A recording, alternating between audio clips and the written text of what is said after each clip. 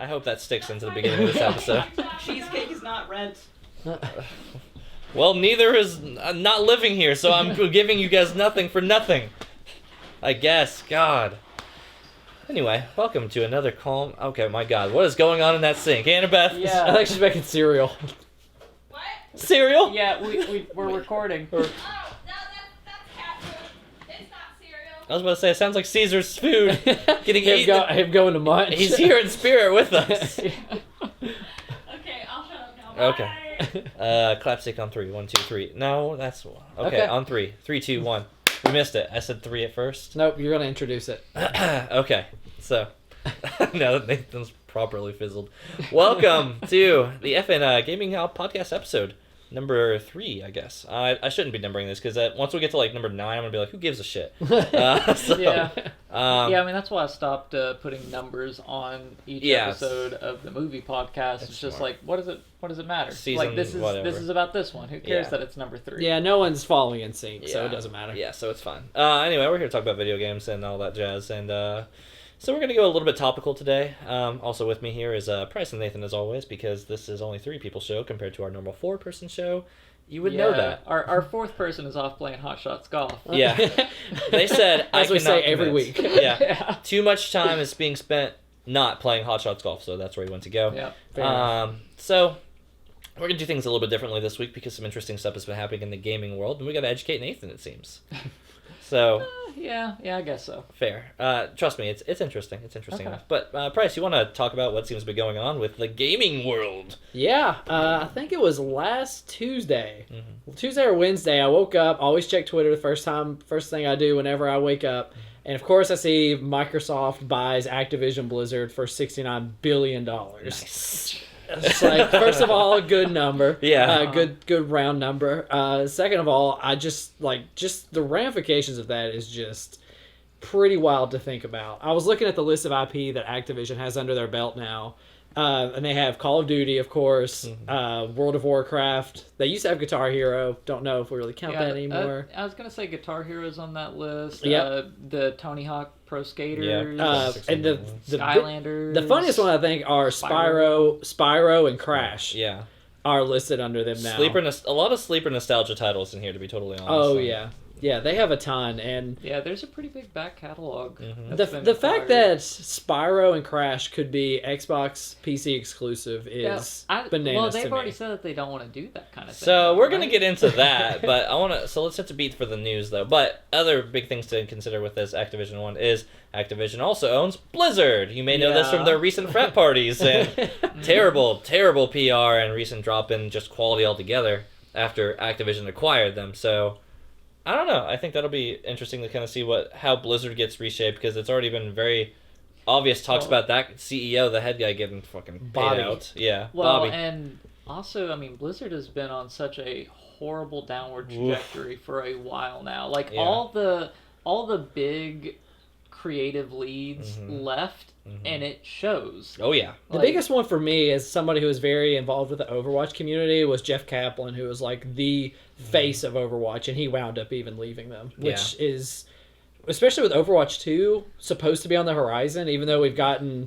a lot of gameplay trailers for the past 2 years, so you'd think it would have been out by now, but it's not. Yeah, they're pulling a Square Enix on us right now. Yeah. We're going to show you gameplay trailers for 10 years, hoping that you never... It's always so strange to me, just in general, the idea of an Overwatch 2. Yeah. It's with a game FPS like that, shooter, but I guess that's the same thing as Call of Duty. They're adding more. That's just the first time that there's been an iteration. Overwatch 1 was PvP focused, but Overwatch 2 is going to have an in-depth PvE mode as well. Oh, interesting. Yeah, so okay. that's how they're getting away with doing another one, but we haven't seen much of it very lately. I don't know. To me, it's the competitive scene of it almost makes me think of Dota or something like that. So it'd be like if they announced Dota 2. They tried that, which is hilarious. It's called the Overwatch W League. I forgot, but it's sounds out. smug it's as out. shit.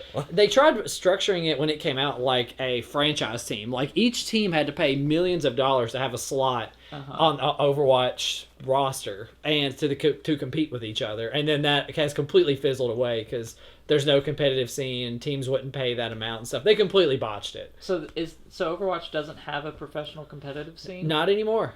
That's Okay, I Even was more not aware of interesting. that. I assumed by the ass kicking that I received the most recent time I tried playing Overwatch again that there must be some very good players at this game playing it professionally. And Heroes of the Storm, another potentially yeah, that one Blizzard fell IP. totally And off the wall. I really loved that game too. I enjoyed it a lot, and I do not like those like MOBA style games, MOBAs at all. It's a lot more casual friendly, and I say that as somebody who's devoted way too much time into League of Legends. It's just a lot. Time. It's just a lot more. It was just a lot more open to people. But for people like me, it didn't have the depth. It fell in that middle ground where people like me who are wanting to like mine it and really get into it didn't really have the depth of it. Mm-hmm. But for casuals, it was maybe a little bit too complicated. But again, it didn't really have the depth to really push it, and that scene completely died out. It's just Blizzard has not been doing well. For me, I think. Would you all say it really started with Warcraft 3 Reforged? Or No, when do you all think... I think it happened before then even, because before we got to Reforged, there was the Diablo mobile announcement, and then there was that whole spot. Do you guys not have phones? That definitely was a significant like faux pas for them to have made on this side of the water. Yes. Like, I think they should have... still being in the goods. Like, right? what they should have done is they shouldn't have said a word about making that, because they were clearly making it for the Chinese market. Right. They shouldn't have said anything to us about that, because it wasn't for us. Right. Oh, totally. Okay, what I meant is the quality of a game we received. Oh, is as far as truly, like, the is goods. Warcraft 3 Reforged Warcraft... when it, like... Everybody was like, what are you all doing? Like, what is going on? Word on the street has definitely been, like, that's been their first, like... That's the flop, right? Like, that's the... I feel like there was a game recently that flopped really big for, like, a studio that was really renowned. Cyberpunk? Cyberpunk, yes, that's the Cyberpunk. So, I mean, there's Cyberpunk, but also didn't Hitman 3... I mean, talking about topical, I'm pretty sure Hitman 3 right now has got mostly negative reviews on Steam. Hitman 3 has got a lot of negative reviews. I did not know that. Mess. Yeah, no, I saw this recently. It's a lot of people's like, game of the year. Yeah. I want to say it's 3. It might be something else. I'll look it up. I'll be very surprised because it was a lot of people's game of the year list. Yeah, like top 10 for it had recently got an updating trend. On the subreddit for Steam, somebody made a flowchart of how to correctly purchase Hitman based on what you had, because it's just an absolute nightmare to try and figure out what you're supposed to be getting. And... That is always awful. Yeah, no, I mean, and that, so I want to, this ties in actually really well to something I kind of want to cover with this discussion, because I know it's a little all over, but so an interesting list had come out recently talking about like the top 10 video game developers, circa, in our current times and stuff like that. Mm-hmm. Blizzard Activision was obviously pretty high up there, and I kind of just want to throw some values out here to show how enormous of a value 69 billion is, right? Nintendo's current value, okay, as of this article, which was like probably about a year or two ago, but so give or take a couple probably billion, was 6.28 billion. So they bought... And now, granted, 6.28, you don't just buy them for 6.28 because that's their overall value, which means they accrue quite a bit of money. But for 10 times what Nintendo's value was a couple of years ago is a pretty significant line. That's about how much they bought. Microsoft bought Bethesda for too. Exactly, right. Well, theirs was I think 40 or something like that. But no, I think it was like 7. It was not near the. Oh no, yeah, much lower. Yeah, like much lower. So for that to sit there and show the literal money making machine, however very bad the credit was to Blizzard / Activision, specifically Activision. But so some other like titles on this one, Sega was actually still fairly high. Activision was at number 5. Bandai Namco, which is an under the radar, I think, makes a shit ton of games all the time. They have all these anime IP fighting game properties and stuff like that. Now, are they good? No, but are they digestible by wide audiences and right to like the anime fans? People eat that up. Oh, that's one of the games I'll be talking about actually. Well, that's interesting. It's Bandai Namco. Yeah, so EA, Konami, Ubisoft, and then we get into like the Square Enixes and Capcom. So I want to talk about this really quick, just as a little bit of theory talk, because I think it's interesting. Not only looking at the decision for Microsoft to buy Activision, aka Call of Duty, aka all of these other titles and Blizzard titles and all of that. Yeah. But I'm curious to see because it feels like there's not immediately, but there's got to be some sense of rebuttal from Sony. Now that being said, I think as unbiased as possible, there's an argument to be said that Sony was ahead of Xbox. Like they were selling more on consoles, in games, that's so subjective. I can't play. It's multiplayers on this one seem to be more leaning towards Xbox, where a lot of single player stories tend to be really heavy into like the great side of PlayStation. But both of them are going for very different models. Well, Yes. basically, you have Xbox pretty like trying to consolidate the casual crowd with Game Pass, more multiplayer focused kind of games. Sony's going for more still buying games, those single player experiences. Yeah. They're still playing like tried and true. And Nintendo's playing in the sand, not caring what either of them are doing. Nintendo Because our they're doing properties great. let us do just the same thing over and over. Nintendo just keeps releasing more Nintendo games. Hey, you'll hear more about that next week. Trust Which me. is very interesting because when the dialogue comes up of what console should I buy, everybody always thinks, oh yeah, you're even thinking about Xbox or PlayStation. But they don't Not a think about Switch. Yeah. Yeah, because like that's just like you're either going to get it or not. Because if you're a Nintendo fan, you're never asking that question. Oh no. No. You're buying. Yeah, it. If you're a nobody casual- asks what should I get amongst those three. Exactly. Yeah. So, and it's, I don't know, maybe it's just me, but I feel like if anybody asks that question, it's like, who are you buying it for? Are you buying it for somebody under 18? Probably an Xbox, because their friends are playing something in Xbox. Probably, give or take. Now, if it's my kid, I'm buying fucking PlayStation, because whatever, same team. But, again, then but I think there's so many, like, still great games in that. But, alright, the real conversation I wanted to have here is, I like to play a little what if on this one. So, if PlayStation sees this, and they're like, okay, your move. You're Sony. What about buying Capcom right now? What about buying Square Enix, which is like pipe dreams for me. Square Enix specifically. Capcom is like, first of all, talking about Capcom for a split second, on a golden age right now. The Resident Evils are crushing it. The Devil May Cry's are crushing it. The Monster Hunters are crushing it. Monster Hunter's bigger than it ever has been. Yeah, so like knowing that those three, I'm like, dude, how fucking sweet would it be to be like Capcom about it? But for my personal pain, now if you've been Why listening would to it be this, sweet for big companies to keep swallowing up more? So- Oh, here comes the No. anti-capitalist guy. Here's anti-capital. No, Let's so here's go. I care less about Capcom's because I think those games should be probably universally. But for me, I want to see them pick up something like a Square Enix. So The thing I don't like about PlayStation is they are completely fine still making their titles exclusive. Yeah. Microsoft making the purchase they did, I'm okay with seeing that because they have their titles on Steam. They are not Right. like trying Knowing to they have that PC force peripheral. people to go specifically to only their platform. They're even competing on the PC market. There's a Windows store where you can buy games. Yeah. But they will still sell you the games on other platforms because they just want to sell the game wherever you want to buy the game. And PlayStation has, which I never thought would happen. I mean, PlayStation's releasing games on PC now. I mean, God Slowly of but War. surely. God of War came just out. had release. Granted, it's like 2 years behind. Actually, Right. maybe But then, more than like that. Returnal, that one's not come to PC yet. Oh, yeah. No, yeah. Like, amazing game. I want to play that game, but I'm not going to get a PlayStation. Oh, with your like ambient lighting and sound system and stuff Yeah, you have yeah, in so here, it's so fucking good. Right. Yeah. So Yeah. good. So And I want to circle back real quick to the Hitman Yeah. thing. Apparently, the reason there's so much hate on it is because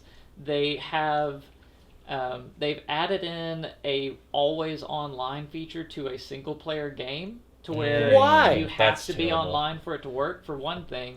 And for another, apparently they have microtransactions that are trying to feed on people's FOMO by having limited time releases of stuff, which I assume... Why? I think that's probably going to be playing on that, the non-fungible token, NFT. NFT? Yeah. I feel like it's a play on NFTs.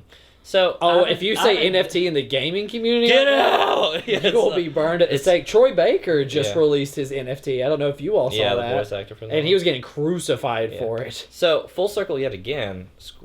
Square Enix being the developer or publisher. I forget. I think they're just publisher. I don't know about developer on, Yeah, I don't know. on Hitman. But so Square Enix is one of these like big ones, and I see this as opportunity more so than the capitalist side. Because yes, the capitalist stuff is there, and to Microsoft's credit, like I don't ever feel bad when Microsoft makes these moves because again I own a PC, so I know I'm getting the PC versions of this stuff equally in that stuff for the most part. At this point in time, we've gotten there. Yeah, That right. being said, we weren't there for ages. No, Like, yeah. I mean, Halo's a great example of one that forever they never put it on anything other than Xbox. I think they released Halo 2 for PC, but you had to find the physical disc for it. Like it was hard to get a hold of. And Right. then much later they finally released the full collection and really started embracing this. So as long as they're following that trend, I'm not worried about what their plans are long term.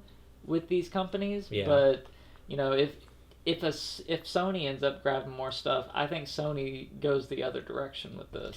No, I mean, and I think that's the direction that Microsoft will eventually go into. I think if they picked up something like a Square or something like that, I would be fine with that because I think Square Enix, not in the bad way that like Blizzard needed it, but just needs somebody cracking the whip a little bit differently because they just put out games every 10, like their main title games, right? It feels like Final Fantasy VII Remake is like kind of like their big hot piece other than their mainline. Say someone getting Tetsuya Nomura to be like, focus on one thing. Yeah, like they need to get this. They need to get the ADHD kid in order because the structure is all over. It's like, but Kingdom Hearts is all about Goofy. Okay, yeah. You just have to look at a explain Kingdom Hearts video, see the runtime, and that makes all of it makes sense. But all of that to that total point with that is I'm like, you don't make a $69 billion purchase to sit there and be friendly, though, at the end of the day. Like, give it time. I'm sure there's probably contracts up to a certain point with a couple of these games to be on both consoles, but there's no fucking way that we're going to see Call of Duty in 5 years be not an exclusive on PC or Xbox. Because that's a console seller for a lot of casual people. Right. Is a Call of Duty. Like, what console you are going to play Call of Duty on? Exactly. Oh, Xbox? It's only on Xbox. Okay. That sucks. That's a shitty thing to do. That part sucks. That's anti-consumer. That's the thing that pisses me off about these big companies making these big acquisitions and walling off their products. They're assholes. Mm-hmm. They're horrible for doing that. But we're getting it on PC. Probably. And for that reason, I won't purchase that stuff. Nathan is nothing else a supporter of his wallet and sitting there and saying that. But stay tuned for more of Price criticizing us in that regard for next week. You know exactly what I'm talking about, and I'm not going to spoil it. Anyway, that's our rant on that situation and things like that. Tell us if you love it, if you hate it, or whatever in comments on wherever you are on the platform. So mad we can do more topical discussions. Nathan gets ramped up about it. Honestly, I'm just like whatever. Call of Duties have been off the market for a long time for me. Blizzard's be true, but practically a PC exclusive in my head anyway. So any anti-consumer decision making is disgusting. We are. They should be ashamed of themselves. I think we are the purest. Sit them all down. We are the purest spectrum of this thing. Like if Mason was here, he'd be over here. Price is probably somewhere a little bit left of, or strange. I say left like liberal, but a little bit like I guess maybe more consumer than me. Like I'm fine to like dislike it, but I'll settle with it if it's games I don't particularly care about. Nathan, absolutely not. We'll shut that shit down. He would probably go a little V for Vendetta on it if he possibly could. But I don't know, unless we got so many wrap-up thoughts on the topic. No. It sucks. I think it just sucks overall. I don't know how to word it or whatever, but competition's always good. Yeah, I don't think it's a good thing for the market to be getting consolidated more under big umbrellas like this. The more that it happens, I will be more upset with, but there are some studios / developers that need to get their shit in order. Oh yeah, Blizzard is definitely one of them. Yeah. The other side of that too, though, is the indie scene has flourished amazingly, and I play more indie games these days than anything else. So, if AAA titles keep getting gobbled up like that, the indie scene will continue just to be the scene. Yeah, I mean, that doesn't really stop me from enjoying good, passion projects that indie developers. But when those indie developers start buying up, like if Supergiant Games gets bought or something, Nathan is going to go to Microsoft's headquarters to be like, let them go! Yeah. I'm surprised that spend $69 billion on some big companies or buy up a whole bunch of small indie independent developers. Like honestly, as a promising indie communities, and you're like, I don't care what you do. Literally, if you're Microsoft, it makes the most sense, really, to be honest, because you're already like so PC friendly. Just being like, cool, do it how you would normally do it. You're just under our umbrella. We just want to own you, but just do what you're gonna do. No, they've been very good about that. I will give them credit for that, especially Double Fine Productions. They're the ones who made Psychonauts. Mm-hmm. Yeah. Horrible about management and hitting deadlines. Yeah. Terrible. But Psychonauts 2 took forever, and Microsoft just said, fine, just take your time, make a good game. So I will give them credit on that. I haven't played that yet. I did play it's the so VR creative. game. So you've played it? Yeah, I played Psychonauts 2. It's so creative. You would love it. The gameplay and everything's okay, but the dialogue's really good, and it's so creative. Like, it's so cool. Yeah, it's on my radar at some point. I think there's something to be said on this situation, though. Is it like presented of two situations, roughly speaking? Is that would you rather have a world where these studios are actually putting out good games, but they're only on one console?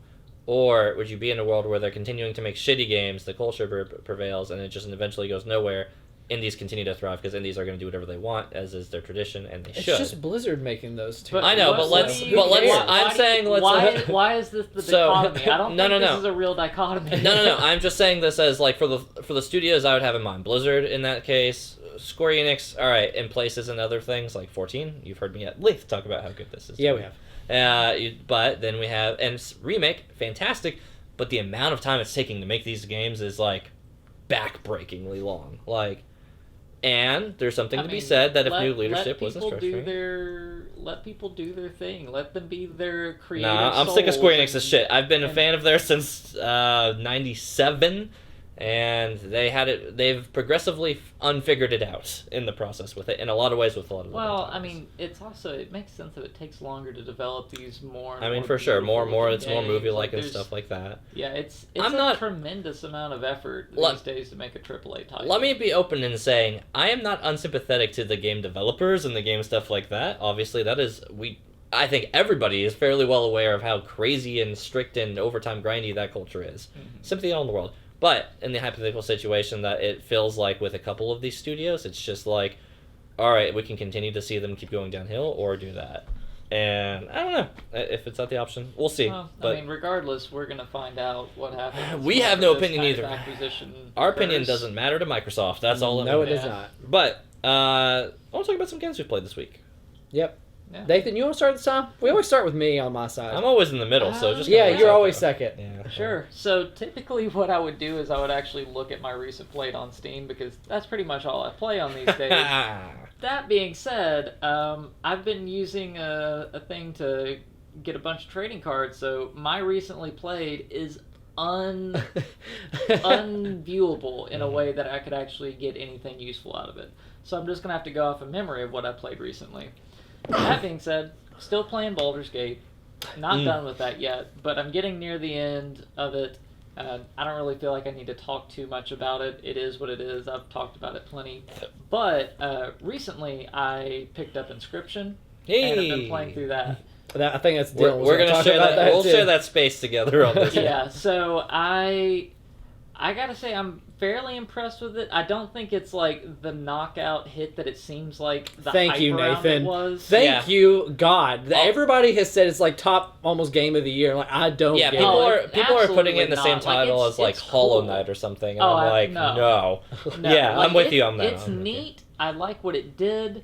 I think some sections of it are better than others. Yeah. I don't want to really spoil it for people yet That's fair. because I enjoyed the kind of discovery of the depth of this game and just how many layers there was to it. That was neat, but I don't think every part of it was actually that well executed. I think the beginning is probably that game at its best. Yeah, I'd agree. And I played through the beginning of it twice, basically, because I decided I was going to 100% this game, course. and there were 2 achievements that I course. were missing from the start of the game, so I had to go back through and play that again. And yeah, that was, having played the whole thing and then went back and played the start again, that's where it's at. Like that was fun. I think it would have been cool to have more of that, but I get that this is much more a story game than I think anybody would expect going into it. I completely agree. I'm just going to jive in with you on this one because this is also half of my games I've been playing as well. So this chunk of time will just be like an extra 5 minutes. I'll just toss my 5 minutes into this one. But no, I completely agree with you. So for those who don't know, Inscryption is a indie deck builder at its core game. With very Rogue. retro And Right. and Roguelite, and yeah. it's strong roguelite. Yeah, strong roguelike deck builder. And, Hints of yeah, like it's- Clue and stuff like that as well. Yeah, right? and it's got so many hidden things in it. Like, Yeah, God. I 100% of that game, right? Uh-huh. I didn't have to do everything, and there were things that I left undone. There were. I was so good in my first run through that I didn't get to see some of the stuff that I did through the second run through. Was one of the achievements tied to a secret boss? That's not so much a spoiler, more so than anything. But Secret boss. yeah, there's one that you have to collect like some items for. I'll just speak vaguely, mostly because I haven't done it. So I haven't done that. Actually. Okay. I assume. Are you meaning from the picture frame? Because there's a 3-part thing from a picture frame. I got the potted plant out of it, but I think there's some other stuff that you get too that I didn't get all the way through. Yeah, there's some more stuff to it, but I just know that once you're in the second part, which... Oh, the second part. Yeah, it's in the second part. You have to go access the thing, and then it takes It's not a secret boss. Is it? It's a guy. Do you mean where the red eyes show up out of the coffin and he asks if you have something to sacrifice? I haven't done it, so I'm not sure, but... Okay, well, yeah. It's not a boss, but it is a like little hidden thing where you can get a super powerful card. I'm trying to think of what I want. But yeah, again, we're gonna try and talk around this stuff because I don't think it's fair to spoil this game too much. And I don't think like that one specific thing. Like I'm not gonna say the character or thing or that it is, but another thing that I thought was fun on my second playthrough is, did you all beat him so badly on your first run that he like turned red eyes and was like too soon and just threw like freaking 8 bears at you? Yes. No, because I remember it was like 1.5, because the first time I did it, like, I did something that I was just like, oh, I don't like that. On my first run, I beat the first boss, got to the second boss, and, like, beat him, and then he went red eyes. I managed to beat him despite that. That's impressive. And kept going. Uh-huh. And I actually went all the way and did a full clear on my first playthrough on the second go with him because I'd like really kind of understood the game at that point. Right. Yeah. And I didn't know this because my first playthrough this didn't happen, but if you win outright, he is just like, oh, cool, well, congrats, but I'm still going to kill you. What? That's fun. So, this would be the one I'm referring to, by the way. Oh, I've not seen that. Yeah. No. Secret. Neat. But yeah, so he'll still take your photo and he'll put like a little like number 1 like badge on you, and he'll put you on the door with like a knife through your card on the door. So your card doesn't become a part of the next series anymore. Oh. It's just like on your Hall of Fame at that point. That's interesting. So if you don't progress the story but just keep playing the roguelike, yeah, more of those, you just put more and more of those as you get full clears. That's super neat, actually. That does make me want to go back and do some of the replayability of it. If not, just because I think that's some of the best, like, again, you said as strong as probably in Act 1 as far as, like, the essential deck part of it, and I agree. The gameplay is the most fun in Act 1. Right. Act 2, like, the art shift, I would say, management, the art shift is a little harder to tell what your cards are because everything's so low res. Mm-hmm. But also the deck management stuff gets so much more difficult, and I made the mistake of picking the wizard. Oh my god, yeah, which is by and far the most difficult. Here's a tip: do not pick the wizard. That should not be your starting deck. It shouldn't even be your finishing deck. Play into Act 2. Do not do that, because oh my god, is it horrible. Yeah. Like, I struggled through the beginning of Act 2 because I had to slowly work myself out of being a pure wizard deck. How far have you made it? Yeah. You notice I've been quiet the whole time. Yeah. I got to the third the Act 1 third boss, and I just felt like, again, it was just not my kind of game because I just got so frustrated with the mechanics that it felt like, to me, you could say I'm being a bad gamer. I don't care. I consider myself pretty good at deck building, but God, the mechanics that they introduce that to make the bosses interesting and more different. Like, there was one of them where they just flat out take your cards from you. Yeah. And you don't know what to do the first time you see that. And even the second time, I was like, how do I get around this? Then I realized, oh, you're supposed to play squirrels to get around it. Mm-hmm. He just takes those. I was like, that's dumb. But anyway, I kept playing, and then I got to the third boss where he unleashes, like, all the bad cards. And it's like, you can pick a couple of these that I'm not going to use on you. Yeah. But everything else is. I've played against him like 4 times, and I couldn't beat him. I don't know why. I was so frustrated. And can you leave cards if you're on the path and there's a card you can pick up? Can you leave it, or do you have to pick it up? Yeah, you have to pick it up. That made me so mad to such a degree that I was just done. Hard. Like, that's why anytime I'm routing, I'm always trying to route towards the sacrifice a card into another card. Well, and even the boosting campfire has the effect, or if you overboost it at a certain point, that you can use them as this card. So, do you want a little bit of a trick for that? Yeah. The ringworm, that really useless ringworm. Oh, though, yeah, Ouroboros one? Yeah. No, not or Ouroboros. No, I know the There's a ringworm. ringworm. Yeah. I feel It's like I called know it. ringworm. Okay. Put that in the campfire Uh-huh. and just keep going until they eat it. What? And then, next time you come back, and for every time for the rest of the game, Uh-huh. there's not people there anymore because they all died. Huh, What? that's So you fun. can fully boost every card at that point. So, Oh my god. that sounds That's great. pretty cool. But honestly, like, I That's appreciate... the thing about this game is Right, there's so yeah. many like little secrets and stuff like that. There And is a it's deep not lot of afraid to replayability. let you be overpowered in that game as well. No, like, definitely you can, not. You know, the very end of it, if you have a thing that reduces the attack damage, Mm-hmm. you can make the last boss trivial. Yeah. And he'll even be like, well, this is stupid. Uh-huh. It's like, I can't even hurt you now. The Yeah. stink bug, like that effect Yeah. that you get Yeah. from that. Yeah, Stink Bug will make the last boss cake. That doesn't surprise me. I went more on the OP, like, just strong drop the card efficiency one, because and by Act 2 and 3, I was pushing Ouroboros as a card. Oh, so you've Yeah. learned the Ouroboros trick. Mhm. Yeah, so that that's one. another thing. There's this Ouroboros card. So 1/1, you play... Every time he dies, he Goes back to your comes hand. back to your hand and he gains 1/1. Mm-hmm. Permanently. Like, Permanently. not just For the in the whole game, game. but for, like, So- the whole the video whole When he game. plays. Yeah. Oh. And So you every retrieve time he him through comes back into training your hacks. hand, Mhm. he's stronger. Right. And you just keep doing that over and over and over again. Yeah, by like around the end of Act 2, he was like a 20/20 with like crazy something, like he could snipe, and it had like the moving shifting one and something else as well, but like the fork attack, right? Because Yeah, I yeah. literally I Oh play my it God. and it was just like 40 damn, and then it was just Well, yeah, flooding so in that that- one, right? Which is a that strategy to that get kind money. of later. understanding of the game is why in the second run through of the Mhm. first act I was able to full clear from the very beginning. Oh, 'Cause yeah. I understood Yeah. the mechanics and was like, okay, so all I need to do is deal enough damage to make him lose. Yeah. So I would just have the split attack, do 3 damage to each side. Like I didn't care about clearing his board. All I cared about was killing him. Aggro, yep.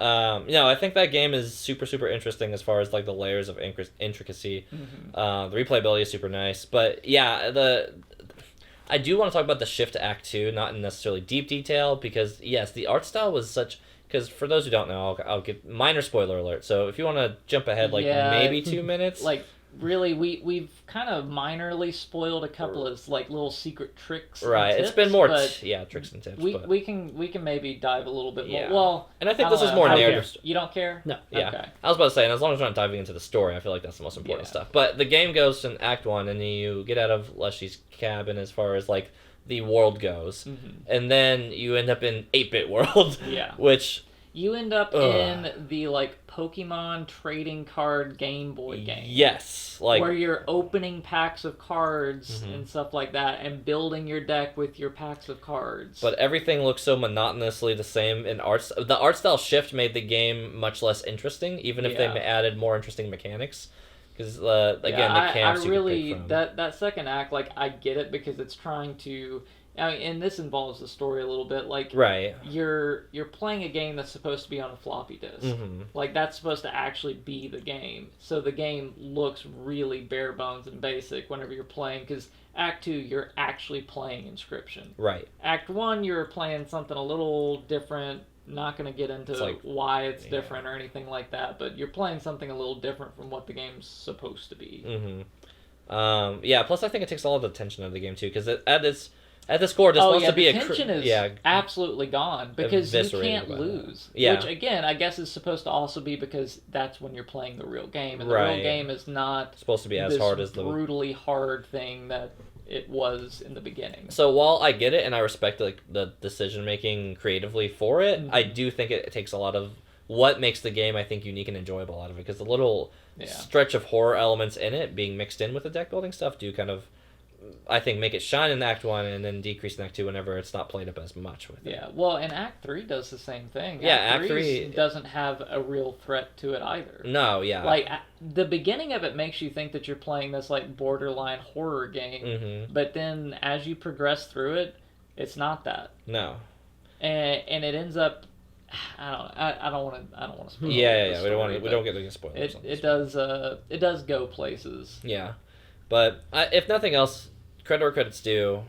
The gameplay, the game itself is in my opinion, still fun. And granted, I am a sucker for deck building. When we get into like my section here in a little bit, I'll talk about another game that I'm talking about, which may or may not be more cards. But but no, I do think that the deck building aspect was really, really strong. A little less on the second one. For Act 2, what did your deck mostly end up looking like? Like what camp like of the four? So I'll tell you, in the fact that I was trying to get the 100% achievement thing, one of my things I had to do was deal 666 damage in one hit, which I didn't do with Ouroboros. I actually did it with Bone Pile. So I went full undead with my strategy. Undead is exactly where I went. I felt it was not only like necessarily simpler, but I think it just had like the best curve for like strength. It felt way stronger than everything else, not even close. Yeah, like you just stomp everything. Oh yeah, yeah. The wizard stuff felt like way more work, and it seemed cool in theory. Is terrible. But it's so just bad. It's bad. And you know it's bad too because towards the end you get that brief moment where you actually get to play the wizard scenario, and playing against him, you both being wizards, was your game like just completely horrible at that, and like you had no chance of actually hurting him or doing anything useful at all through that like end segment? It got a little like I just kept getting not the right type pieces. of crystals right, that I needed to play the cards that that were in my hand. I replayed it enough where I eventually got it to like line up. Obviously, I needed to, but yeah, it was just frustrating. Like it felt like running 2 tier D decks that were built by honestly people not playing the game, and it just it didn't flow. Like it's like playing Magic without backups. If anybody understands that reference listening, you'll get not backups. That's Final Fantasy to me. Lands. There you go.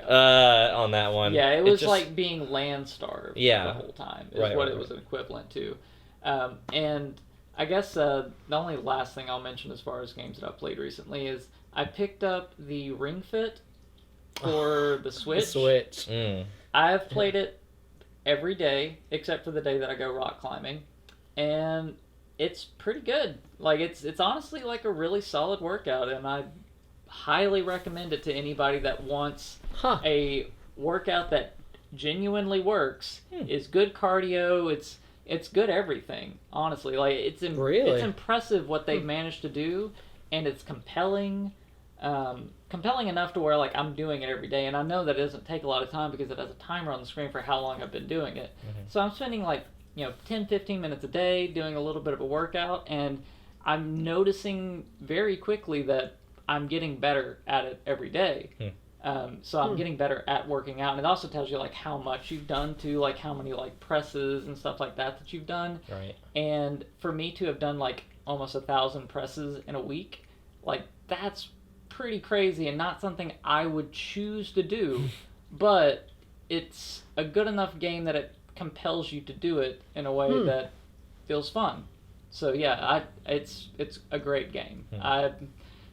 I wish I'd gotten it sooner, and I probably will be using it pretty close to every day for most of this year at least. I mean, wow. It's I always go back. Praise. Yeah, I talk about how how little exercise goes a long way if you just even do it a little bit every day. Like again, and this is a great example of that because the thing is, like, when I say I spend about 10 to 15 minutes, that's because after about that period of time, it'll be like, hey, do you want to finish for the day? And I'll be like, yeah, that's fine. I've probably done enough for today. Yeah, I'll stop. But, I mean, it gets to points where, like, I'm really, like, feeling it. Like, I'm really feeling tired, and, like, I've really kind of worked my... I've been doing a lot of the upper body stuff with it. As you should. Glory muscles always the best, well, I mean, rock climbing, of course, upper body's important. Yeah. But, yeah, I mean, it's cool. Like, it's really good. That's neat. I've always heard people talk about it, that it's just awesome. I just personally haven't gotten into it myself.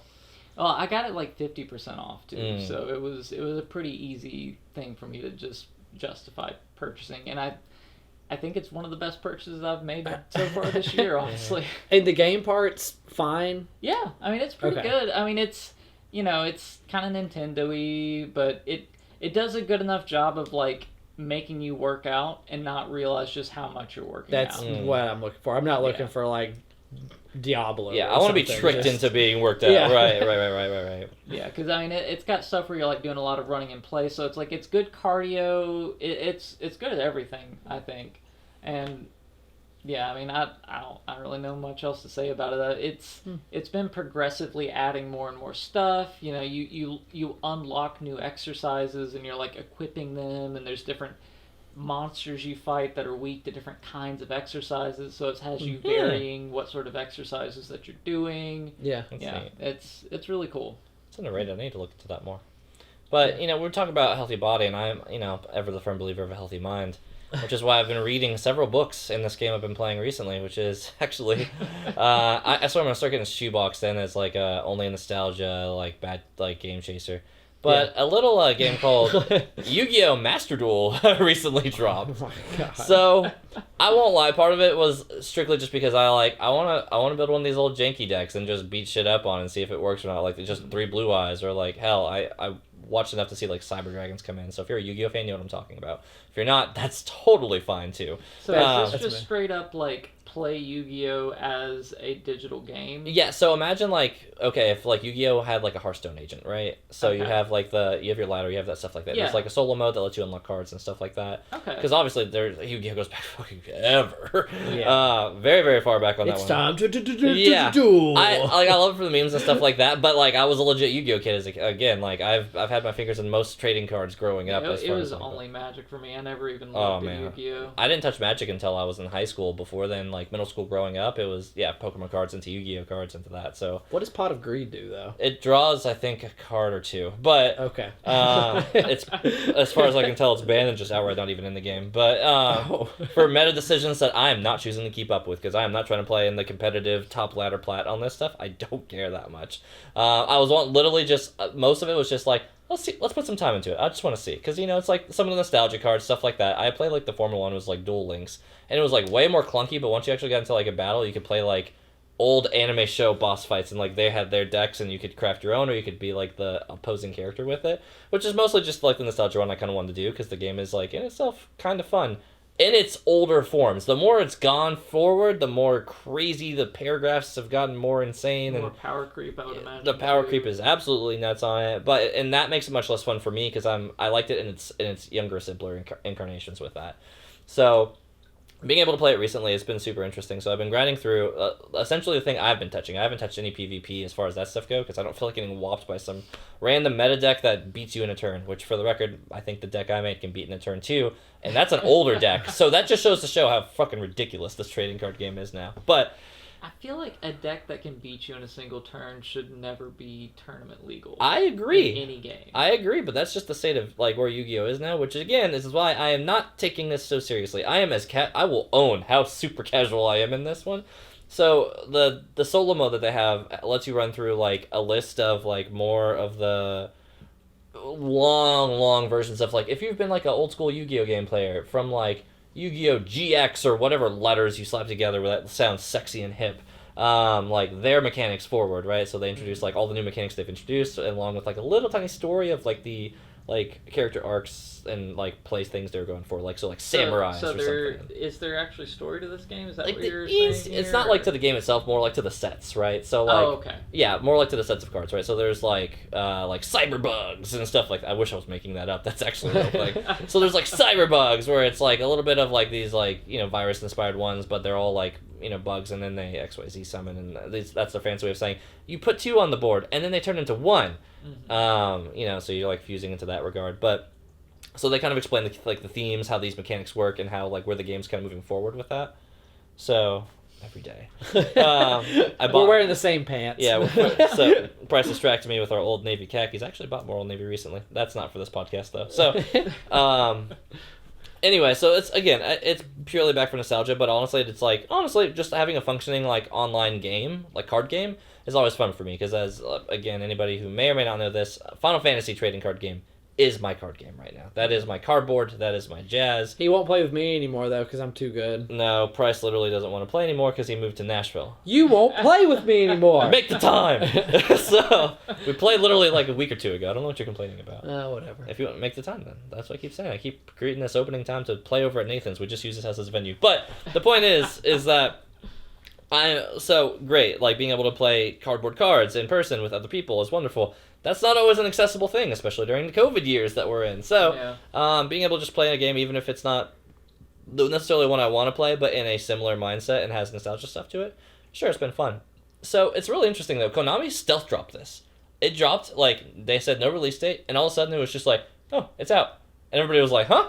So everybody starts picking up, and there's been, like, a crazy high, like, retainer rate for stuff like that. So, which has been great for me, because I don't know what the hell, like, I'm not trying to play meta decks, but I am trying to figure out what are some cards that are good that made these decks from the time, like, fun, right? Like, because there's competitiveness, and they have a somewhat okay, like, card-related things. So if I wanted to play, let's say, Blue Eyes White Dragon, right? I want to make a Blue Eyes deck. I just want to make a deck where I play one, and then I turn into a 3-headed dragon, and it fucking eats things. Cool. So you can click on Blue Eyes, and then there's, like, a related tab, and it shows everything that, like, ties into, like, the synergies of that card. And I think that's super, super neat. Like, that part's damn good. I feel like that could probably help people that physically play the game. Yeah, like, I absolutely agree. It's just agree. a way of kind of referencing and organizing, because, and whenever you talk about these sort of games that have a deep pool of cards that you can pull from, I mean, Magic gets around that problem tournament-wise with Type 2, but I mean, if you're just playing casually and you're like, you know, I want to make a deck that's kind of themed around this, like, where do I start? Infinite. Like, there's probably 1,000+ cards. What format do you want to get into? You want to do that? If you're just going to be casual standard, then you're okay, you're locked within these sets. Even just, like, realizing, you know, what cards might work in your deck, or what cards would be best in your deck. Right. Like, to have something that could say, like, hey, you know, you want to make a zombies deck? Okay, well, here's everything related to zombies. This guy's not a zombie, so you might not be able to find him typically, but he is related to it. He has a thing that synergizes with it. So, like, here you go. This is everything that you might want to know. I just appreciate that it lets me, as, like, an old Yu-Gi-Oh! Boomer, come in and sit there and try to make sense of what the hell they've made this trading card game now, right? And I think that in itself has been kind of half the fun, because, like, even some of these new sets where you get to play through, like, the new sets and, like, the new themes and whatever, like, stuff is dropping for their set, if it's like bugs or samurais or whatever the hell it may be or whatever, like, and I'm like, okay, so some of this is a little, like, fun and interesting. Like, I could see myself making, like, a deck out of this if I really wanted to. I won't, because it's all cyber dragons, baby. It's dragons and robot dragons, and you turn them into bigger dragons, then you kill them in a turn, because the game is silly at its core. But it's just silly enough where it's actually been a really fun time crunch. It's like, and it's free to play. Sure, you can always drop money because they would love for you to spend money on the cards that you don't own, and they can just keep doing and going into that stuff. Oh, they can just be NFT. Oh, exactly. I mean, that's the future. There's an argument to be said that isn't low-key NFT in the skies, but having not spent a dime on it, I've been able to make the deck that I wanted to make and then be able to jam out and play fun with it. So it's just been, like, dumb fun. They call me a sucker for nostalgia, but I think this is the season where I usually do get into... Well, to be fair, this is nostalgia season. Let's call it for what it is. December, January is dead zone for movies and games, typically speaking. The heart of winter, you just cozy up with what you're comfortable with. Exactly. This is nostalgia season, so they're doing at least that much right to taking care of advantage. Pokemon's the same way. Stay tuned for Pokemon Arceus gameplay talks when does that next come week. It comes out Friday. Yeah. I'm interested to hear your all's take on it. I'm not buying it because it's a Pokemon game on release, but once you all talk about it, and maybe in a month I can borrow it from you, I'm looking forward to hearing about it. Yeah, it'll be right around the time Bloodborne drops, or not Bloodborne, Elden Ring drops, and I'll be like, what's fucking Pokemon? All right, nostalgia is dead, and now we're back into new games. Yeah. Just throw the Switch behind you. Exactly. Like, it's Elden Ring time, baby. Hannah, take back your Animal Crossing machine. I'm done with it. It's that Andy meme where it's like, I don't want to play with you anymore. Dropping Woody. Like, that's exactly what it's going to be. But it's been interesting to see like the positive news come out since that game is leaked. Like. On stuff, so. Yeah, man, some of the visuals still look awful. The visuals are still underwhelming. It looks really bad, but at least mechanically they're going in a direction that seems to be more interesting than previous games. Yes. So I'm willing to give it a shot because of that. Yeah, but we've talked about Pokemon ad nauseum for at least just as a general thing with that one. Really quickly, I want to throw in an honorable mention to a game I put some time in with, and it was Sable. So it's like I saw you playing that. Yeah, it's more or less like an exploration game. It's one of those ones that it's almost a walking simulator, but there's like more to it. Like I don't want to say battle from as much as I've played with it. It's like the main core of it is walking simulator, but you can craft and you do some other things for like the sense of story. But mostly I wanted to get into it because Japanese Breakfast, which is a band that like did the whole game's like soundtrack or whatever. Oh, okay. Like I just wanted to get into it for that. There was something about that I heard. Yeah, like so they did the soundtrack for the whole game, and I've been turned on to them from this game's like trailer, and I've just been like super into them since then. But it's a super interesting game, very pretty. It's one of those ones that the art style is not like high res, high pretty stuff like that, but it does enough to do it. I think honestly you'd be really on board with it. I'd recommend it to you. I think I own it. Well, there you go. So yeah, it's on that long list of cutesy artistic indie games that I would. Gosh, and that list is practically never ending. But yeah, these days there's one coming out every week that just wants to grab your attention. Like probably one that this guy's going to talk about. I think I saw where you'd purchased it. I don't know. We'll see. I guess we'll see. But you know what? I'm intrigued. But anyway, Haven, probably worth checking out. The camera angles make my brain hurt a little bit sometimes. Wait, did you say Haven? Or sorry, not Haven. Sable. Haven's a different game that's on my list that I'm waiting to go on sale. Yeah, that one I actually bought recently, and I'm wanting to play that one. But there's one called Space Haven. I'm assuming that's a different one. No, it's a different one. Haven's about a brother and a sister. Is it? Yeah, brother, sister, or couple. Okay, Space Haven's like a. Well, what's the difference like anymore? Game. Yeah, no, ours is very much about either a brother or sister or a boyfriend and girlfriend. Yeah, not too sure. TBD. I thought it was a romance one, but it could be either or. I don't know. You could be right too. I don't know. It's all stepbrothers here. It's all. This is like oh gosh, go watch our movie review of Brothers to understand this Brothers reference. Just see I'm putting my arm over Price right now. But anyway, Bryce, speaking of, you've been awfully quiet this podcast. I want to hear what you've been playing into. I don't know. I have been more so. I agree. As always, on the side, I'm playing Legends of Runeterra. Always enjoying that. There's a certain deck that I have that complains about playing. Card games. I'm not complaining about card games. I love that card game.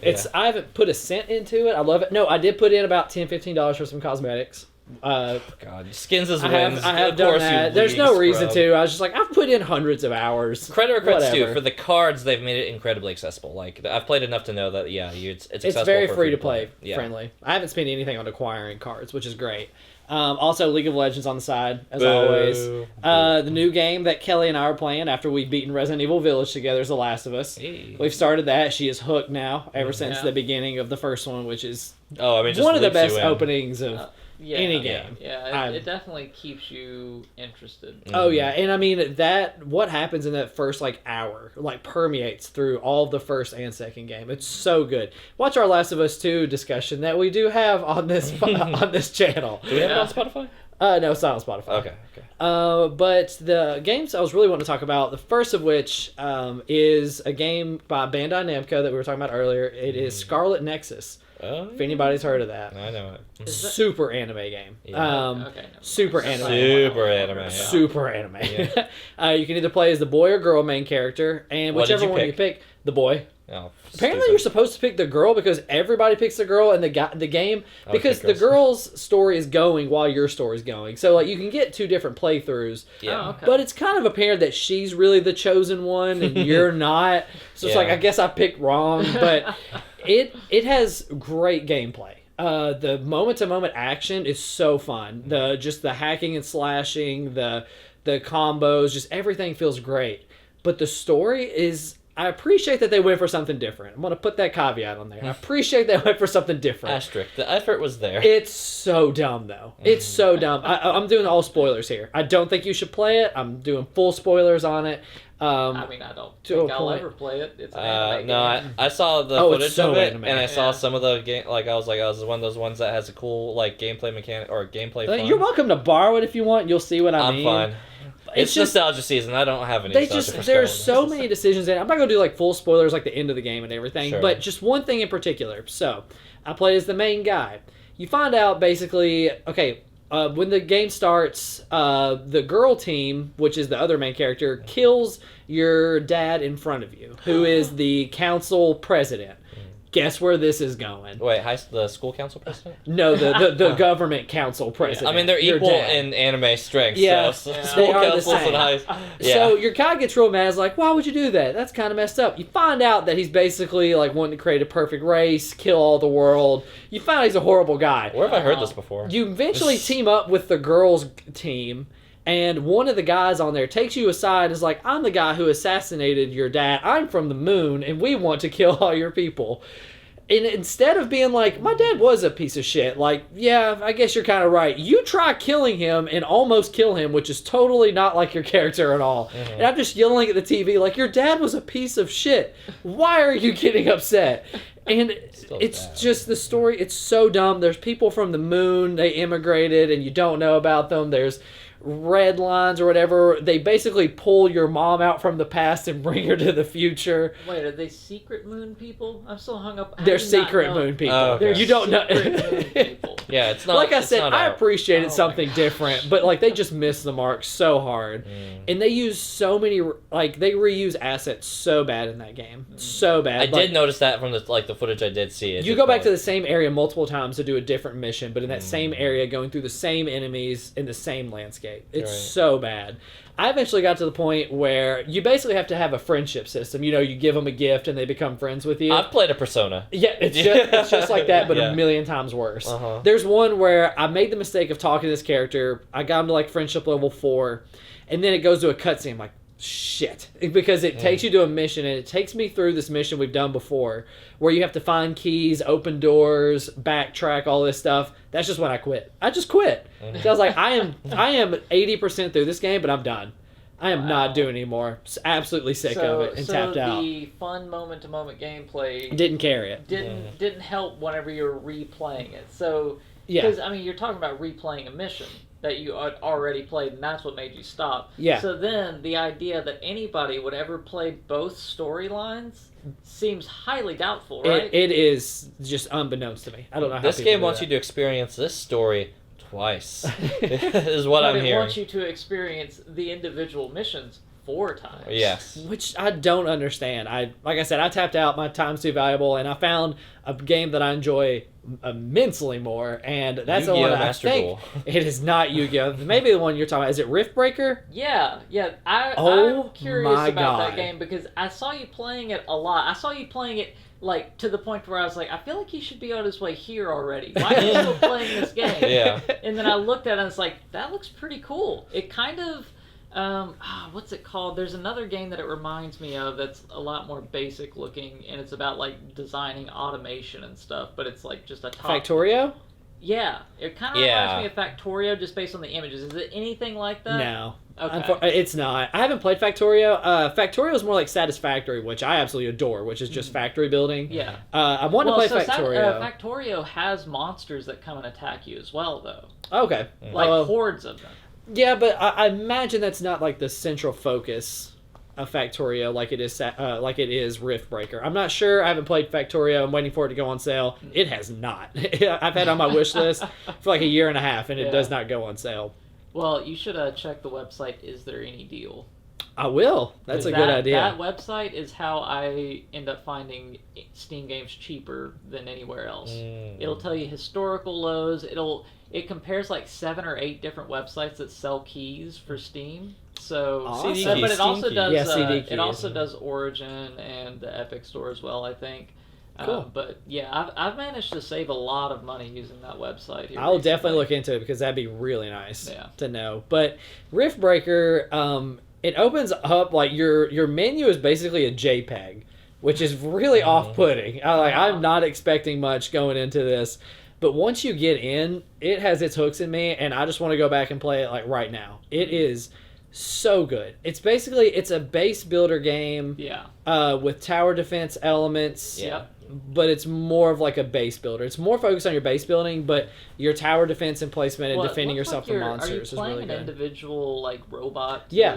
Yeah, You're playing like as the a cover robot. looked like cheap Gundam like cover Yeah. with it. Yeah, the cover art on that. So did you ever play a game called Sanctum? You A know little what I'm bit. talking about? I don't remember it though. I have it in my Steam. So it looks like a top-down third-person Sanctum in concept then, that you're doing a tower defense, but you're also being a person within that tower defense. Is that kind of accurate? Yeah, that's accurate. You're still upgrading your robot, and you can go out and fight them like yourself, like with a sword and gun and kill stuff. Is this so? The next question I have is this mission-based? Like, do you complete an objective and then move on to a new map? Yeah, you do, which it's a thing I really like about it because I've never liked it in base building games where you create a base and then you just weather the leave waves until you die, right? Or no, I'm saying like when you just leave it, like you're just going to a different planet. Yeah, like Plants forgetting vs. about it. Zombies would Yeah. be like that as well. Yeah, Yeah, kind of So, like so that. your progression from that Yeah. previous base carries you, over? you basically have your home base of like Earth, I guess, and you create your headquarters there. You really branch out, do a ton of missions, get a lot of upgrades and stuff. But then you get the ability to rift jump, which is where you go between worlds, and you can make outposts on different worlds, but you need elements like uranium, and that's only on this one planet. So you go there and create an outpost there and create a uranium operation there. But that uranium basically stays with you. Your inventory stays with you between planets. Yeah. So while your home base is making iron and copper, you can be out on the uranium planet where that stuff's not available, but you're making uranium there. And then you come back to your main world and you have uranium making now. So you always come back to your central hub, but you go out and venture out and do stuff. So everything you're doing is worthwhile. There are periodic attacks from monsters. There are monsters on the map, but they're like every few, like 30 minutes or something. There's a huge monster attack, and you see where they're coming from so you can prepare for it. And the nice thing is that those attacks don't fortunately happen on planets that you're not at the moment, so you don't have to continuously. I was supposed to say how annoying it would be to jumping back and forth, be like, oh fuck my uranium. Well, I mean, depending upon how the game works, if it's rifts, like I don't know, in some way I'm almost imagining that you have a factory on this other planet that has like a conveyor belt that's going through a rift portal back into your home base, so you could just like jump through that portal to immediately be at that other planet. Thankfully, you don't have to do that, jump back and forth between planets too much, because the load times are pretty long if you're actually going between planets, because it's under the assumption that you're kind of completing a huge side mission when you go to these planets. You're meant to be there, create a base, get it secure, get that new element, and then go back home and start using it there. What's the difficulty like on it though? Like as far as it's really good. The monster, as you go further along, the monster fights become increasingly tough. So you have to stay on top of your upgrades for yourself, for your towers, all that good stuff, and upgrading your base as it goes along. It's a really good game. I would highly recommend it to anybody that likes those kind of games. Another game that I saw that you had picked up, and I think you had picked up, the Nobody Saves the World. Have you How did you see that? I bought it just yesterday. Well, Nathan knows all. There's you can look at the activity log. Oh, cool! Like I'm gonna hide that from Nathan now. Just as He's like, "What are they doing?" all your friends, if they get achievements or things like that, if you... I have seen that. Yeah. So it also shows that somebody buys a game. Oh, okay. So yeah, I saw that you had picked that up. I've seen a few people have picked it up, and a couple of people have played it, but have you played it yet? That's the next game I have on my list. I'll probably be beating Riftbreaker this week, and then I'll be starting Nobody Saves the World, but I have heard tremendous things about Nobody Saves the World, and it seems really interesting about how you... start a class and then you upgrade it, and then you can incorporate different skills from other classes you've upgraded, so you can create just awesome combos. So and it looks fun. Yeah, it's like a Cuphead art style in a way, with like the it looks for nobody, like because his eyes being all blacked out the way they are, it looks kind of Cuphead art style, but not everything's that way, but it has that tendency. Yeah. But it also looks like a Diablo style, like action RPG. Yeah, it is an ARPG at its core. The multi-classing thing reminds me of another action RPG that I played quite a bit of a long time ago called Titan Quest. Never heard of it. It did the same thing where you would start with one class, but eventually you could spec into another class, or I can't remember. It was that, or you started with both classes to begin with. But that like melding of classes was such a interesting and engaging part of what made that game stand out from other action RPGs. Every reviewer I've heard talk about Nobody Saves the World is that it does it really well too. Yeah. That using the different class skills seems really meaningful. Mm-hmm. That's cool. I mean, I have it like in mind to pick up at some point. But I don't know if I want to buy it just yet, because it's like $22 or something like that. It's 10% off right now till like February 1st, I think. So it's got online multiplayer too. Co-op. Yeah, cool. Which that seems like it'd be even more interesting, that if you make some combo that pairs well off of somebody else, that'd be fun. Yeah, I mean, it's one that I think I would probably prefer to play with other people.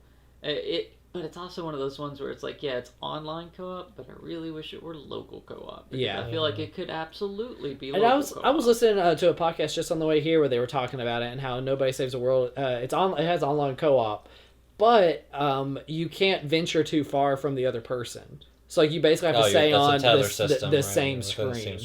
Oh, So even on then online- it so should be local co-op. So Does it they have built it? it to be online. Local I'm without- pretty sure it doesn't because that's one of the things I was looking at. I'll typically You can try play it and like check Excalibur. for that in particular. I really like a game to have local co-op, especially whenever just by looking at it, I feel like it should. If And it's this built is- with that tether system too, that's Yeah, traditionally like- always been one screen. Like I Yeah. think Yeah. it's dumb not to. Did you play Crystal Chronicles? Final Fantasy Crystal Chronicles. No, I picked it up. But Did I you missed play it? No. That just seems like a random one that you would have played. Maybe it was one on the GameCube. Yeah, where it had the you free- you plug it if you want to play with multiple people. You had to have the GameCube cable to plug into your Game Boy Advance into the GameCube. The remake came out where one person could own Yeah. it, and then like everybody else could play off of it in that one game file though. So like they made a lot of love with that one. I meant to go back and pick it up, but I would, if you actually want to play that, I would love to give it a try. I loved that game when I was younger. I got everything. I got 4 Game Boy Advances, 4 Game Boy Links or whatever. Whoa. Yeah. I was really about it. The only game I remember that also had that functionality was Legend of Zelda: Four Swords Adventure. Yeah. That was the only other game that had that. Say you come from a privileged background without saying from actually saying it. You know what, Dylan? I had 4 Touche. Game Boys and link cables all attached to it. You know what? Touche, sir. Fair enough. But I had a little brother who had Game Boy Advances too. My but- brother was 8 years yeah. younger, so by the time I was like finally getting into games, like other games, he just was useless to me. Oh, He was yeah. never at the right stage of like. By the time I was playing Call of Duty, he would be playing.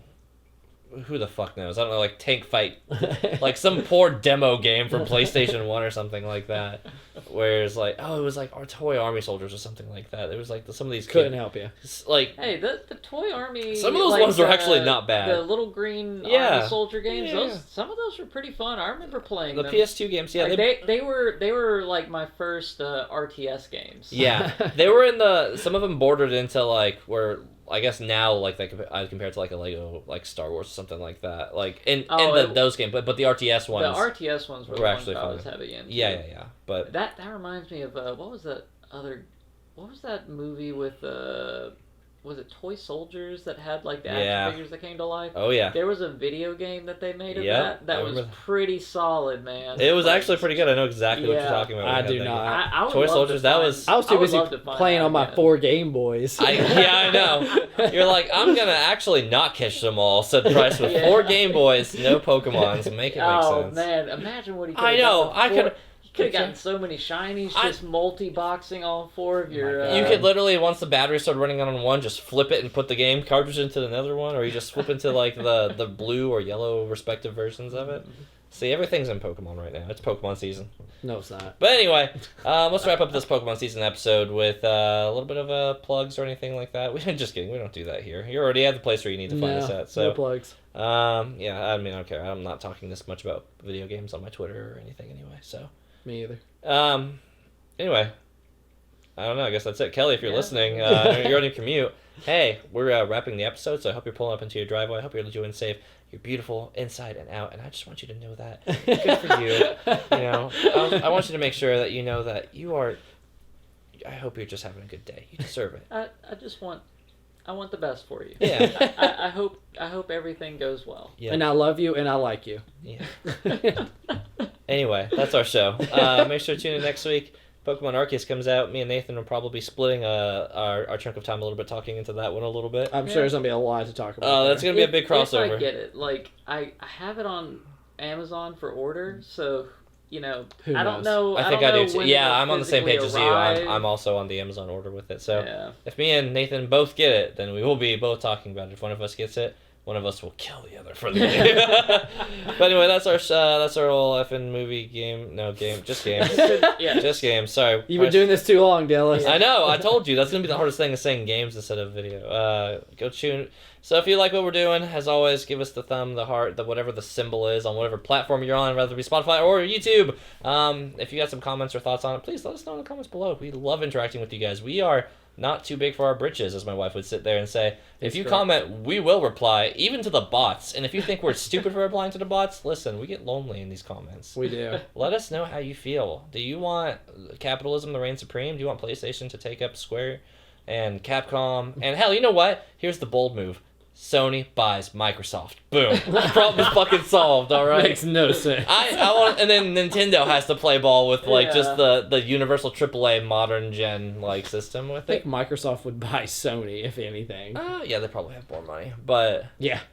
just like a little bit I though. mean, But this is Sony's got Microsoft gaming and movies. Sony gaming. Sony's got a big movie empire. We are getting So- past the point. Close us Yeah, out, yeah. Dylan. Anyway, that's our show. Make sure to tune in next week for more Pokemon, more nostalgia. And then when it's over, get into Elden Ring. We promise we'll stop talking about nostalgia games, at least for me. Oh yeah. And then we'll talk about Elden Ring for about 4 weeks Elden straight. Ring will be the conversation for a month. Yeah. It will not even be close, and then we'll eventually get into Horizon, etc., etc. That's our show. Make sure to tune in next week, guys. Bye! Bye.